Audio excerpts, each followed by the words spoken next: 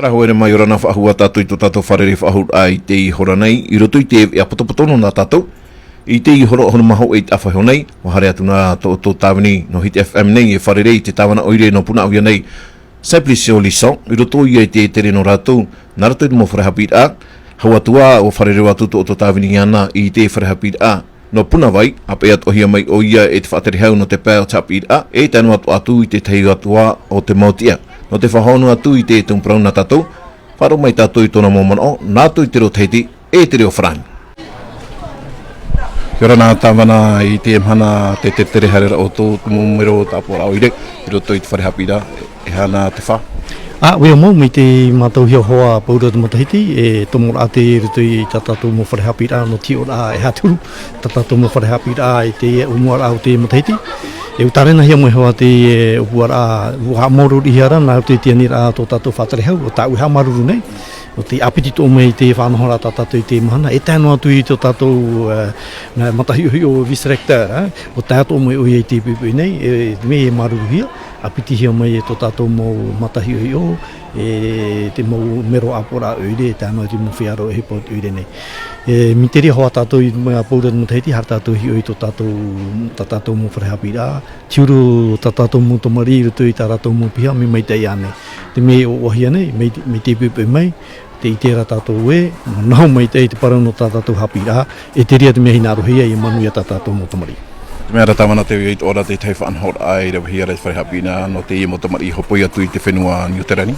O ia mau hauru atu i te i wharehapira tātou i puna wai nei, te wera te i opuara, te i orometua hauata Judith, te tāna piha.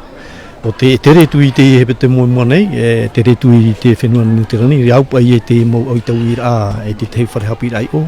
Te mea o ohia nei te ure pāturu rā, no te mea whanahora mai te ia, te roto i parau no te hiroa, e tiuru o te maahoi. Hare wharere te mo tō tātou mō tai e maori o, e tui te whanahora te parau no tupaia. E tui te whanahora ene o tātou e mō tomari i te otu, te wera te mō tomari pāri atu no tātou mō piha tuarua. Tēnā atu te mō tātira o te amu atu i te e oro arhei, whainene hia rei te whenua maori. Te mea o ohia nei, o tāt o tātou mō tomari.